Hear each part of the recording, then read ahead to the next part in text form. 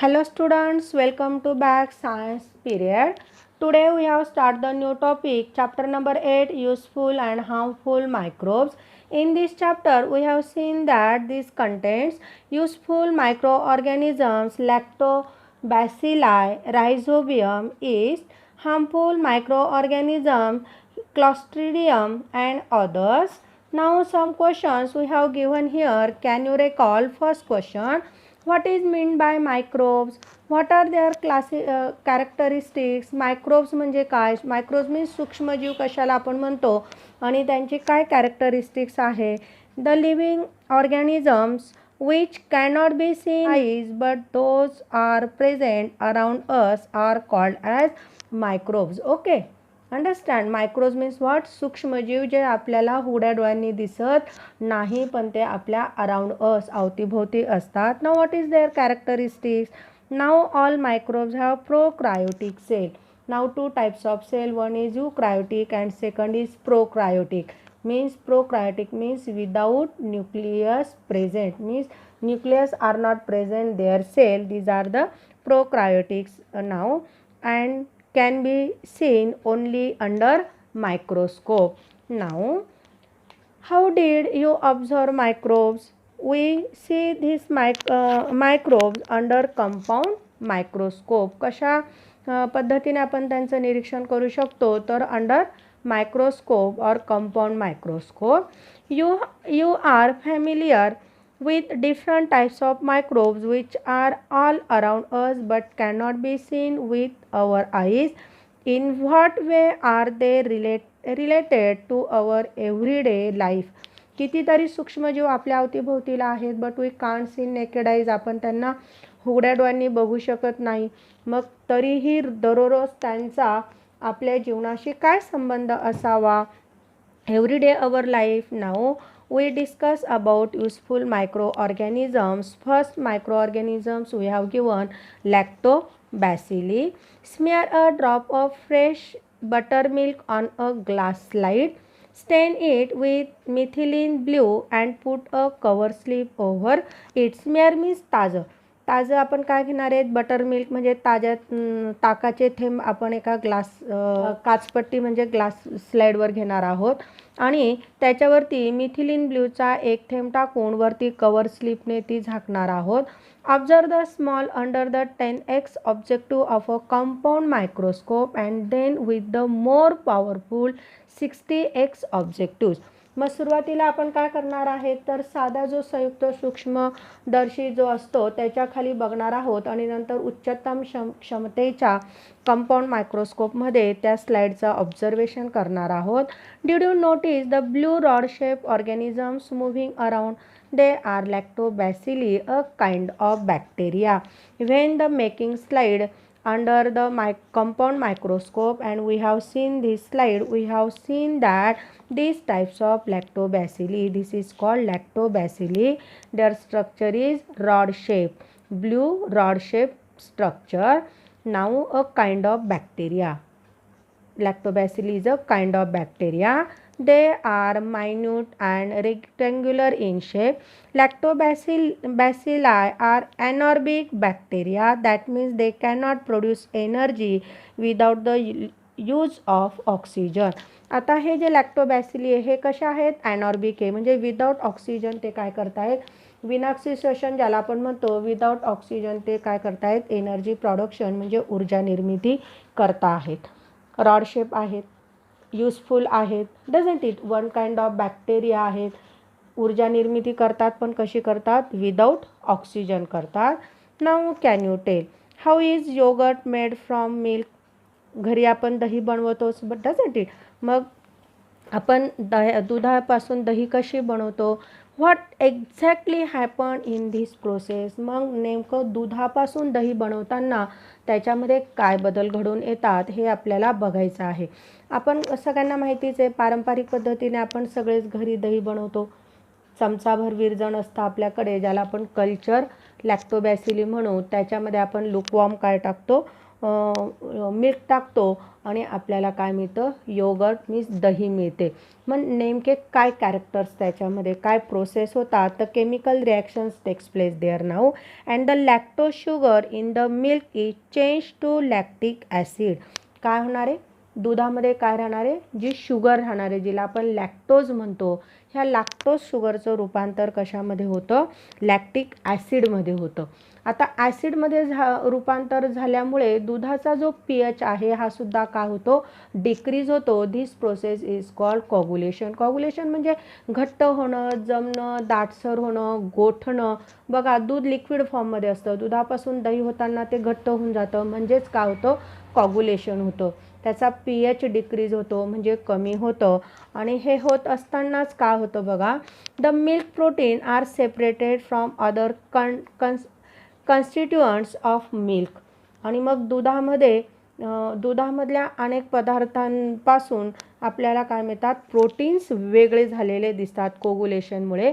This is what happen when milk changes into yogurts. आणि यालाच आपण काय म्हणतो, दुधापासून दह्यात रूपांतर होणं किंवा दही तयार होणं असं आपण म्हणतो.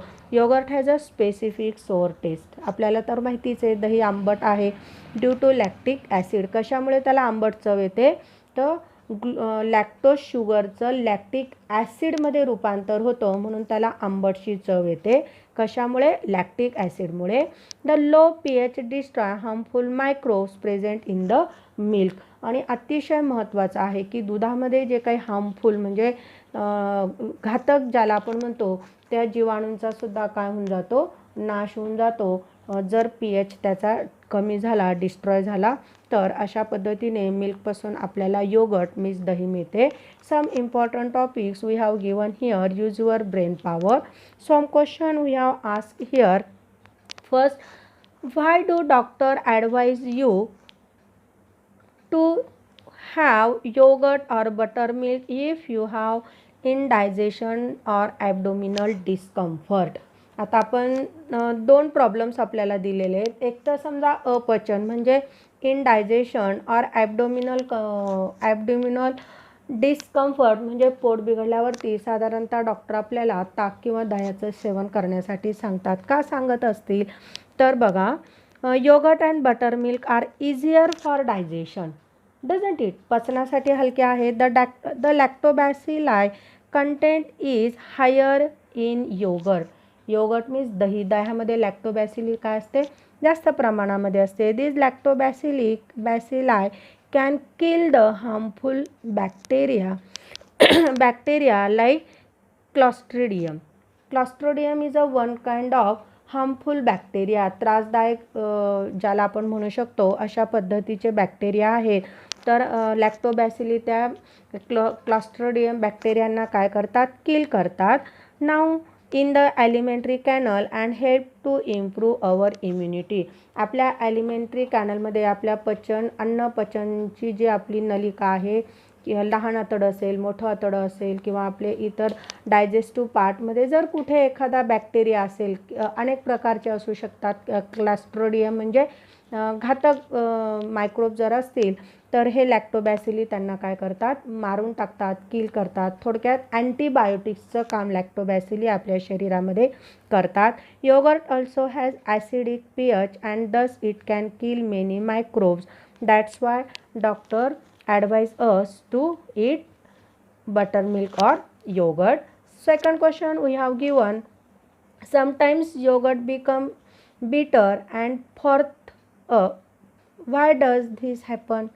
बघा, बऱ्याचदा दही आपल्याला थोडंसं कडसळ लागतं, बरोबर आहे, आणि ते असं बुळबुळीत म्हणजे अतिशय चिकन होऊन जातं, असं सरकतं, स्लिपरी टाईप होऊन जातं.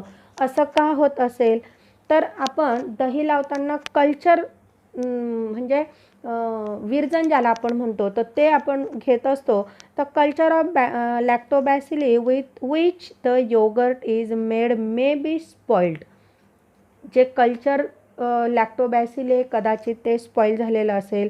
Instead of lactobacilli there is growth of harmful clostridium in such culture.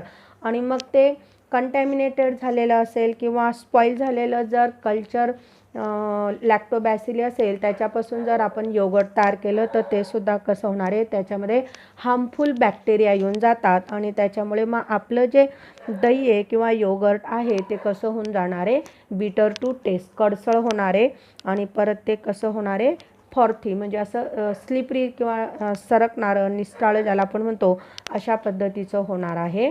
Now third question, which different milk products are obtain at home by fermentation of the cream from the milk. आता हा तर अतिशय साधा सोपा आणि आपल्या आवडीचा प्रश्न आहे. दुधापासून कितीतरी पदार्थ आपल्या घरामध्ये बनवत असतो आपण. दुधावरची साय, विरजण वगैरे घरी कोणकोणते पदार्थ बनवतो, दही बनवतो, योगर्ट ज्याला आपण म्हणतो, ताक, butter milk, lassi, cream, shrikhand, condense milk आणि याच्यापेक्षा कितीतरी पदार्थ आपण यापासून बनवू शकतो. Now do you know some information given here. What is meant by probiotic yogurt and other foodstuff that are popular nowadays? हल्ली लोकप्रिय झालेल्या प्रोबायोटिक दही व इतर खाद्यपदार्थ म्हणजे नेमकं काय आहे. तुम्ही जर बाजारात गेलात तर तुम्हाला प्रोबायोटिक योगर्ट मिळतं. मग नेमकं त्याचं मिनिंग काय आहे, तर useful microbes like lactobacilli are added to these eatables. Such eatables are healthy because they kill the harmful bacteria like Clostridium in the alimentary canal and help to improve our immunity. अशा पदार्थात लॅक्टोबॅसिलायसारखे उपयुक्त microbes वापरलेले असतात आणि असे खाद्य शरीरासाठी, आपल्या आरोग्यासाठी आरोग्यदायक राहणार आहेत. हे सूक्ष्मजीव ॲलिमेंटरी कॅनल म्हणजे अन्नमार्गातील क्लॉस्ट्रोडियमसारखे घातक जीवाणू जे आहेत, बॅक्टेरिया जे आहेत ते नष्ट करतात आणि आपली इम्युनिटी पॉवर मीन्स आपली रोगप्रतिकारक शक्ती काय करतात, इम्प्रूव्ह करतात म्हणजे वाढवतात. Now next we have given some uses of lactobacilli. काय युजेस आहेत. First use we have given here various milk products like yogurt, butter milk, ghee, cheese, shrikhand etcetera can obtain by fermentation of milk. Fermentation म्हणजे किण्वन करणं, नासवणं. आपल्याला माहिती आहे किण्वन किंवा दुधापासून आपल्याला वरील सर्व पदार्थ मिळतात. Lactobacilli fermentation is useful for large scale production of cider, cocoa, pickles of vegetables etcetera. आता बघा लॅक्टोबॅसिली फर्मेंटेशनपासून आपल्याला मोठ्या प्रमाणामध्ये सिडार आहे, कोको आहे, भाज्यांची लोणचे, व्हेजिटेबल पिकल्स म्हणजे वेगवेगळ्या प्रकारच्या भाज्यांपासून बनवलेली लोणची यांचं उत्पादन आपल्याला मोठ्या प्रमाणामध्ये मिळतं. Lactobacilli are some other useful microbes taken together are use to treat abdominal comfort. आता हा लॅक्टोबॅसिली आणि अजून त्याच्यासोबत काही युजफुल मायक्रोब्स ह्या दोघांच्या मदतीने ॲबडोमिनल कॅव्हिटीमध्ये म्हणजे अन्नपचन संस्थेमध्ये जर काही बिघाड असेल तर ह्या दोघांच्या मदतीने त्याच्यावरती उपचार केले जातील. Leaven fodder offered to domestic cattle like cows and buffaloes is fodder fermented with the help of lactobacilli. आता हे जे आहेत कॅटल लाईक काऊज आणि बफेलो हे मोस्टली मिल्क ॲनिमल ज्याला आपण म्हणतो म्हणजे दूध देणारे प्राणी आहेत, जनावरं आहेत. तर यांना जर आपण लिव्हेन फॉडर म्हणजे आंबण केलेलं म्हणजे आंबवलेलं, थोडक्यात जर असं जसं आपण इडली खातो तर इडलीचं आपण फर्मेंटेशन करतो, मग तसंच जर आपण ही प्राण्यांना जर आपण लिनिड फॉडर म्हणजे ह्याच लॅक्टोबॅसिलीला फर्मेंटेड करून असं जर खाद्य त्यांना खाऊ घातलं तर त्यांच्यासाठी ते अतिशय पोषक द्रव्य असतं. म्हणून आपण असं लिव्हेन फॉडर म्हणजे आंबवलेलं किंवा आंबवण ज्याला आपण म्हणतो असं अन्नघटकसुद्धा आपल्याला ह्या काऊज, बफेलोसारख्या प्राण्यांसाठी तयार करता येतं. Last we have given the lactobacilli fermentation process is use to make wine and some types of bread. आता बघा अल्कोहोल, वाईन ज्याला आपण म्हणतो तसंच वेगवेगळ्या प्रकारचे पाव वगैरे बनवण्यासाठी लॅक्टोबॅसिली फर्मेंटेशनचा वापर केला जातो. Now next research. How many different industries depend upon lactobacilli bacteria. Lactobacilli is a one kind of bacteria blue red shape आहे, हे आपण त्याचे सगळे कॅरेक्टर्स बघितले.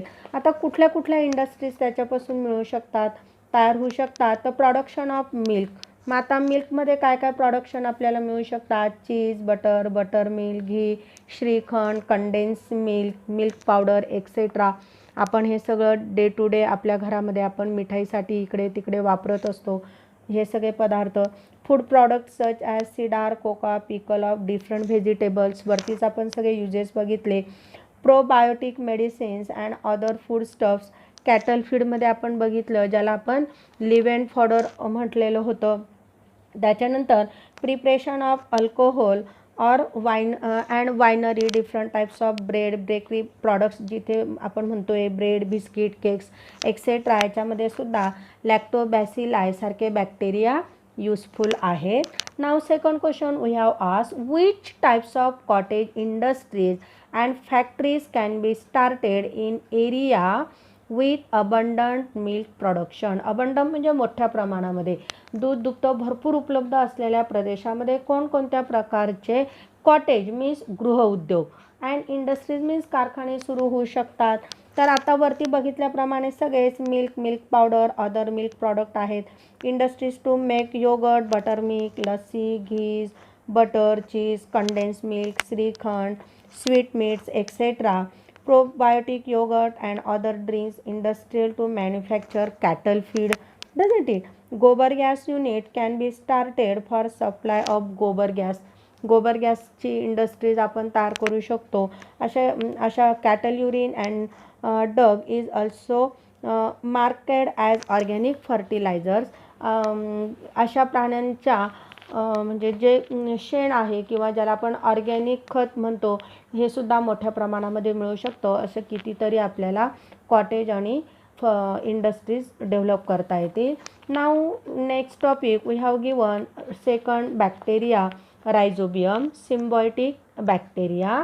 Take a plantlet of fenugreek, groundnut or any other beans are sterilized in with a 3 to 5% solution of hydrogen peroxide. Sterilise करणं म्हणजे काय? स्वच्छ करणं, निर्जंतुक करणं ज्याला आपण म्हणतो. तर आता फेनुग्रीक वगैरे म्हणजे मेथी असेल, शेंगदाणे असतील, सोयाबीन किंवा इतर कुठलेही कडधान्य जर आपण घेतलं, त्यांची रोपटी जर आपण घेतली आणि ती 3 to 5% hydrogen peroxide is a one kind of compound. Hydrogen पेरॉक्साईडच्या द्रावणामध्ये आपण काय करणार आहे? स्टेरलाइज करणार आहे, म्हणजे ते निर्जंतुक करणारे. After keep it in a 70% solution of ethyl alcohol for 4 to 5 minutes. त्याच्यानंतर आपण साधारणतः 70% इथाइल अल्कोहोलच्या द्रावणामध्ये किती मिनिट? 4 to 5 मिनिट्स, 4 ते 5 मिनिट ठेवणार आहोत. Clean the roots with sterile water and take thin section of the root nodules. Select good section and place it in a solution of safranin for 2 to 3 minutes. आता clean केल्यानंतर निर्जंतुक पाण्यामध्ये स्वच्छ करून त्याच्यावरचे जे गाठी होत्या, नोडल्स होत्या, त्याच्या पण बारीक बारीक पातळ काय करणार आहेत? काप करणार आहेत. आणि त्याच्यातला एक चांगला काप काय करून घेणार आहे? निवडून, आणि त्याच्यावरती 2-3 थेंब काय टाकणार आहेत? सॅफ्रेनिनचे टाकणार आहोत. Place the stain section on a glass slide. मग त्याच्यातली एक जी नोडल्सची काप आहे ती आपण काय करणार आहे? ग्लास स्लाइडवर टाकणार आहेत. Cover it with a cover slip and observe it under the compound microscope. Bacteria आहे, कंपाऊंड मायक्रोस्कोपमध्ये बघावंच लागणार आहे. मग स्लाईड तयार केली, त्याच्यावर कवर स्लिप ठेवणार आणि ती मायक्रोस्कोपमधून बघणार, कंपाऊंड मायक्रोस्कोपमधून. The pinkish rod shape organisms are the rhizobium bacteria. तिथे आपल्याला पिंकिश कलरचे छोटे छोटे बॅक्टेरिया दिसतात, अशी हालचाल जाणवते. ते मीन्स कोण आहेत? रायझोबियम बॅक्टेरिया आहेत. Doesn't it? Now note that we had to search for root nodules of leguminous plants to obtain this bacteria. आता हे जे रायझोबियम बॅक्टेरिया आहेत हे शोधण्यासाठी आपल्याला काय करावं लागलेलं आहे? लेग्युमिनस रूट नोडल्स म्हणजे शेंगवर्गीय वनस्पतींच्या रूटवरती आलेले ज्या गाठी होत्या त्या गाठींचं ऑब्झर्वेशन करावं लागलं. त्यांच्या पूर्ण वरती दिलेल्या पद्धतीने स्लाईड तयार करून घ्याव्या लागल्या तेव्हा आपल्याला रायझोबियम बॅसिली दिसलेत, जे की कसे होते, रॉड शेप होते, पिंकिश कलरमध्ये होते. आता एवढ्या सगळ्या प्रोसेस केल्या आपण कशासाठी? Are the rhizobium bacilli useful to these plants or harmful? मग ते जे आहेत सगळ्या लेग्युम्स म्हणजे काय, शेंगवर्गीय वनस्पतींच्या मुळांवरती हे जे सगळे रायझोबियम एकवटलेले आहेत, मग ते त्यांच्यासाठी उपयोगी आहेत, हार्मफुल आहेत की नुकसानदायी आहेत, हानिकारक आहेत? Now role and importance of rhizobium. आपण एवढं सगळं स्टरलाईट करून घेतलीत मुळं, एवढं सगळं अंडर मायक्रोस्कोपमध्ये रायझोबियमचा कॅरेक्टर समजून घेतले, तर काय काम करत असतील, व्हॉट इज द रोल, त्यांची काय भूमिका असेल, व्हॉट इज देअर इम्पॉर्टन्स, त्यांचं महत्त्व काय असेल? Let's C.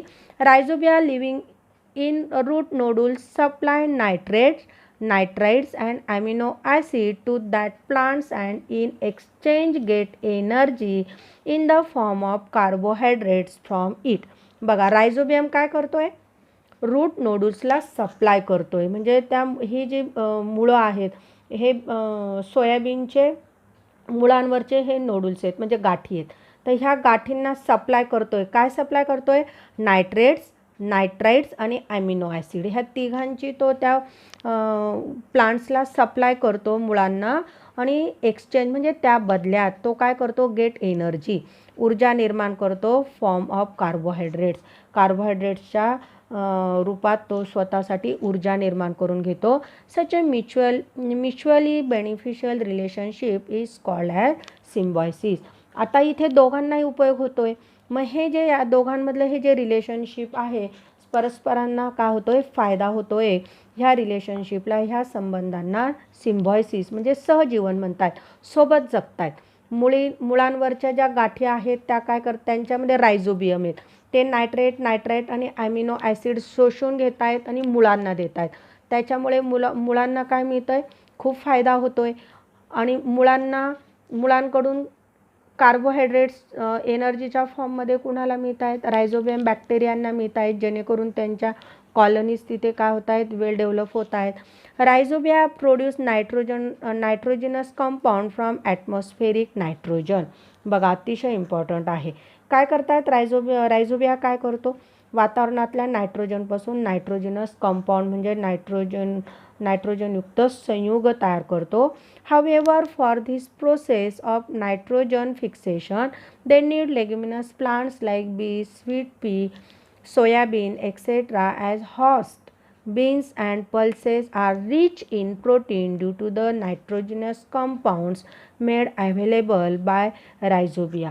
अतिशय इम्पॉर्टंट आहे, हे आपल्याला माहितीच पाहिजे की रायझोबिया जो आहे हा लेग्युमिनस म्हणजे जेवढे शेंगवर्गीय जे वनस्पती आहेत किंवा इतरही कडधान्य वगैरे आहेत ना, तर त्यांच्यातलं प्रोटीन्स जे आहेत ते मोठ्या प्रमाणामध्ये वाढवण्याचं काम कोण करतं?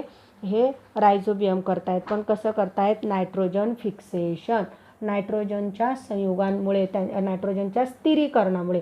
आधी तो काय करतो? नायट्रोजनचं स्थिरीकरण करतो आणि नंतर काय करून देतो? त्यांचं प्रोटीन्स वाढवायला तो उत्कृष्ट प्रोटीन त्याच्यामध्ये तयार होतात. म्हणजे आपल्याला बेस्ट स्रोत ज्याला आपण म्हणतो प्रथिनांचा, तो ह्या नायट्रोजन फिक्सेशनमधून होतो. After harvesting a leguminous crop, the left over root and other plant part are deliberately dump in farm soil to maintain its bacterial population. काय होणार आहे? लेग्युमिनस क्रॉप म्हणजे शेंगवर्गीय ज्या वनस्पती आहेत, ती कडधान्य वगैरे सगळे म्हणजे काढून घेतल्यानंतर शेतामध्ये त्यांचे ज्या थोड्याफार मुळा वगैरे उरतील त्या तिथेच राहू दिल्या जातात, डंप बुजून टाकले जातात. The use of rhizobium has help to reduce the use of chemical fertilisers and their adverse effects. त्याच्यामुळे काय होणार आहे? आता मुद्दामूनच आपण काय केलेलं आहे? थोडंसं लेग्युमिनस प्लांट्सची मुळं शेतामध्ये तशीच ठेवलीत. त्याच्यामुळे रायझोबियमचे रासायनिक खतांचा वापर कमी लागेल, रासायनिक खतांचा दुष्परिणाम होणार नाही. त्याच्यामुळे परत काय होणार आहे? Fertilisers and thus work to the benefit of work, आणि खतांसाठीचा खर्चसुद्धा कमी लागणार आहे. अशा शेतकऱ्याला त्याचा फायदाच होणार आहे. Nowadays Seeds are coated with rhizobial solution or powder before sowing. After sowing, rhizobia enter the plantlet. This is called rhizobial inoculation. This experiment has helped in the supply of nitrogen to cereal and other crop beside leguminous crops. आत्ताच आपण बघितलं की nitrogen फिक्सेशनमुळे किंवा nitrogen जर मुळांना मिळाला तर काय काय फायदा होतो, तर शेंगवर्गीयच नाही, इतर कडधान्य असतील, इतर सिरियल्स वगैरे असतील, त्यांच्यातले जे प्रोटीन्स आहेत ते प्रोटीन्सचा स्रोत खूप मोठ्या प्रमाणामध्ये वाढतो. मग आपण काय केलेलं आहे, आता हल्ली अलीकडे बियाणांना आपण रायझोबियमयुक्त म्हणजे सोल्युशन असेल किंवा पावडर असेल ती लावून ठेवतो. लागवडीनंतर रायझोबियम काय होतात, त्या रोपट्यांमध्ये प्रवेश करतात आणि या पद्धतीने रायझोबियम, यालाच आपण रायझोबियम लसीकरणसुद्धा म्हणू शकतो. हा प्रयोग कडधान्याबरोबरच आपण इतर तृणधान्य वगैरे जे असतील ह्या पिकांनाही नायट्रोजनचा पुरवठा करण्यासाठी उपयुक्त ठरतो. कारण आपल्याला काय मिळणार आहे, मोठ्या प्रमाणामध्ये प्रोटीनयुक्त फ्रूट किंवा सिरियल्स, लेग्युमिनस प्लांट्स मिळण्यास मदत होणार आहेत. See next period. बाय.